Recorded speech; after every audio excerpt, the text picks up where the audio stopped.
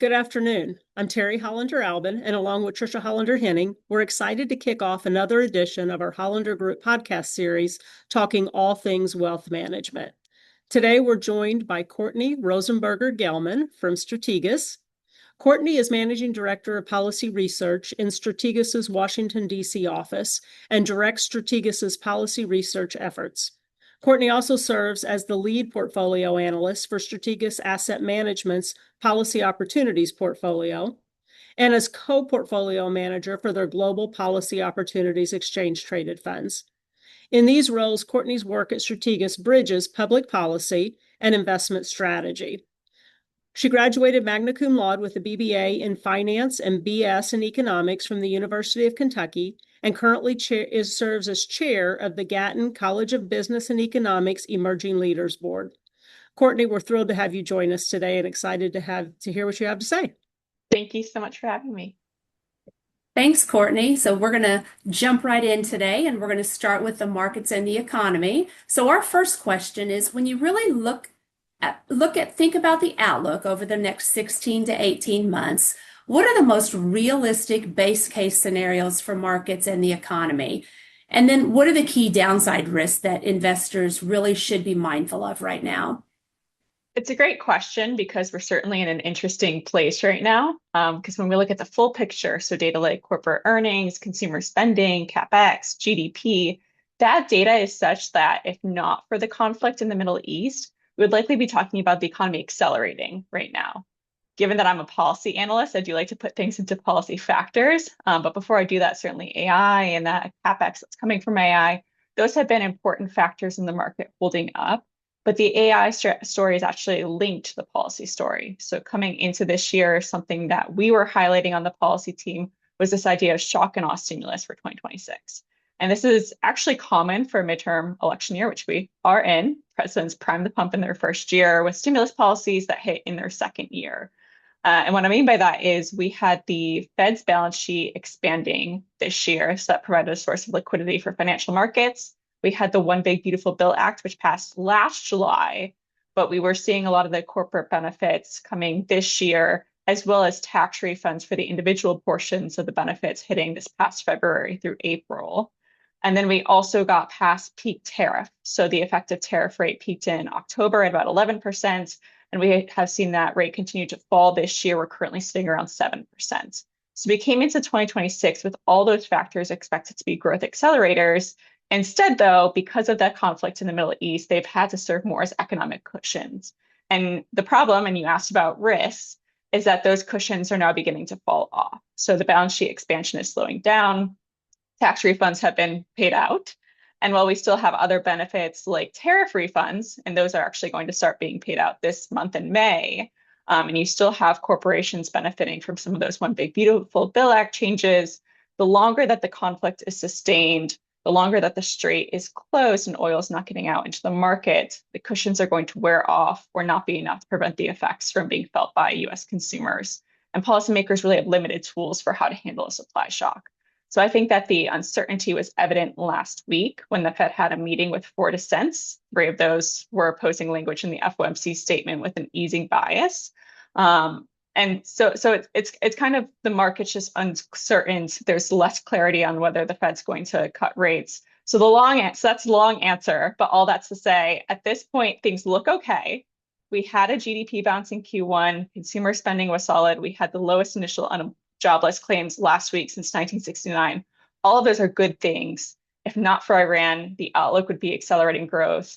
But while the US is more insulated than many of the other regions of the world, like Europe and Asia, from higher gas prices, because we do have a strong oil industry, we're not immune.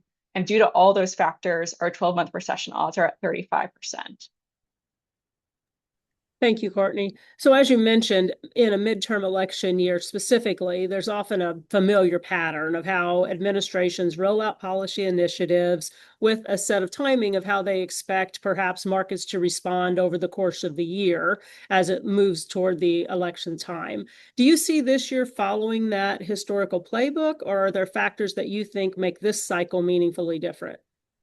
Yeah, definitely. It feels like a very volatile year, but it's actually pretty on par with what we have come to expect from midterm years in terms of things like the market reaction, economic policy and the politics. So I mentioned presidents tend to prime their pump in the first year. There's benefits hitting in the midterm year. So that's one thing that, again, we're seeing this cycle.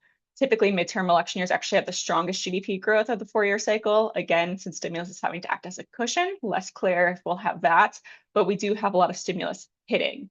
We've also been seeing similar trends in S&P 500 performance as in regular midterm election year.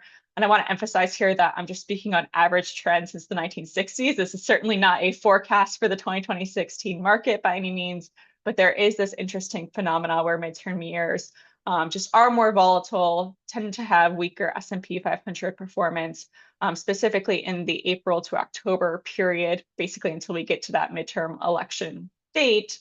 And defensively positioned names tend to perform better. Again, that's not a forecast. That's just traditionally what we see basically from here out till October. The good news is that midterm year drawdowns have historically been buying opportunities. So they average 19% intra-year drawdowns, but then they also average 31% positive returns in the following 12 months.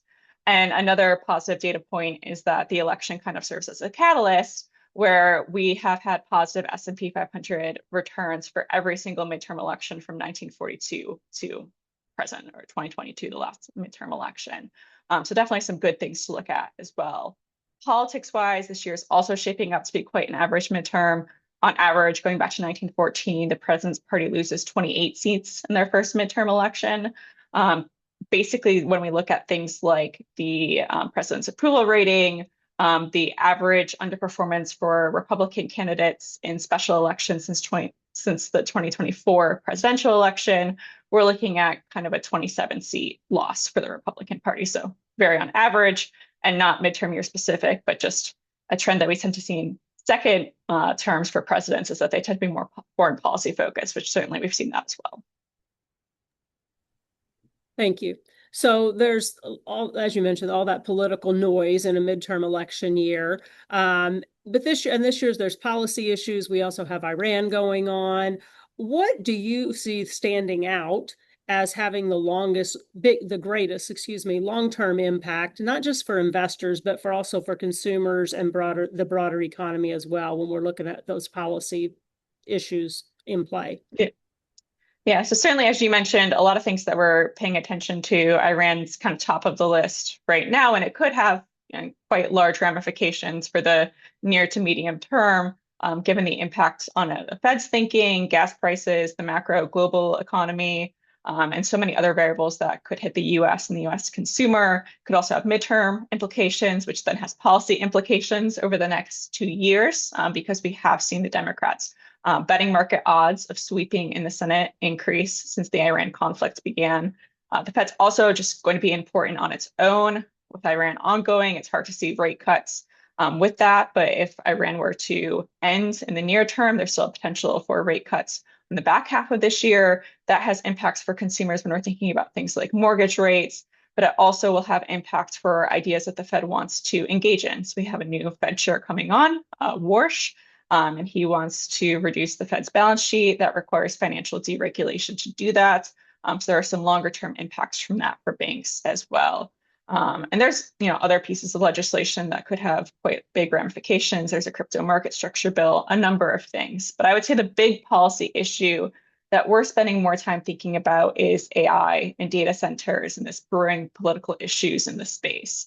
And that's not because we anticipate, and I want to emphasize this, we do not anticipate any significant policy action this year or in the immediate term, but we are seeing both nationally in polling, as well as kind of at a state and local level in actions and efforts, oppositions to data centers ramping up, along with discomfort with AI. And this is not a red versus blue state issue by any means. This is voters in both parties increasingly indicating concerns and oppositions. So Politico did a poll at the beginning of the year on what infrastructure projects citizens would support within 3 miles of their house. And they had a whole list of projects.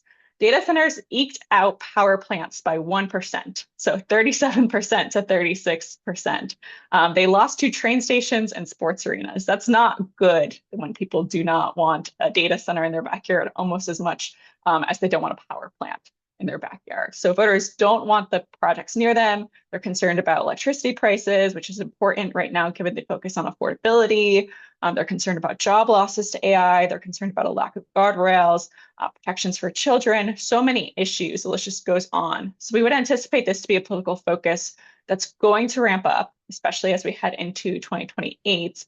And both parties are probably going to have AI platforms as we get closer to 2028. So I mentioned at the start, AI has been very important for the market because of the CapEx story, because of the earnings story. So if there is an AI data center backlash, that could have market implications, and certainly also has implications for consumers and how we interact with AI moving forward. Wow. Clearly, there are so many issues impacting the markets, impacting the economy right now. And so for investors, it's so easy to get caught up in some of the noise out there and perhaps lose their focus. So based on your experience with Strategas and what you are seeing in your daily research, if you could leave investors, Courtney, with one guiding principle as they navigate into 2027, what might that be? So I'm going to stick with a basic principle, but I'm going to put a policy tilt on it, which is not to panic. And so I understand that that's easier said than done. My day job is to be mindful of every policy catalyst on the calendar.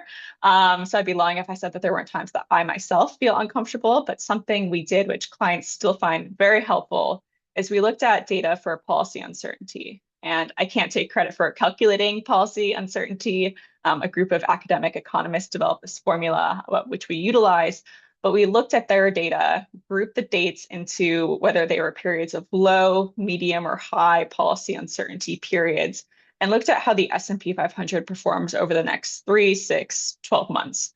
And what we found was that the higher the level of policy uncertainty, the stronger the forward returns were historically. Again, historical data, so not forward looking.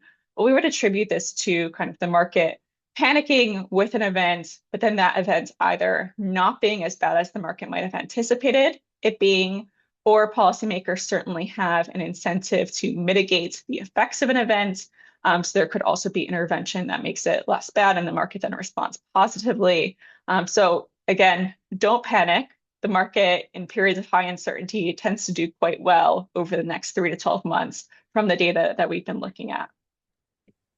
That is such great advice, and we appreciate hearing that from you. We talk to our clients regularly about staying focused, staying true to their plan, and not veering off just simply because of things, one-offs that are going on, and to just really stay focused. So thank you for reiterating that, Courtney. Thank you for helping us make sense of the current market, the economic landscape, and we certainly appreciate your time and your insights. Thank you for having me. This recording does not provide recipients with information or advice that is sufficient on which to base an investment decision and does not take into account the specific investment objectives, financial situation, or any need of any particular client and may not be suitable for all types of investors. Investors should consider the contents as a single factor in making an investment decision. All investments carry risk, including loss of principal. Past performance is not a guarantee of future results, and diversification does not ensure a profit or protect against loss. Baird does not offer tax or legal advice. Robert W. Baird and Company, Incorporated.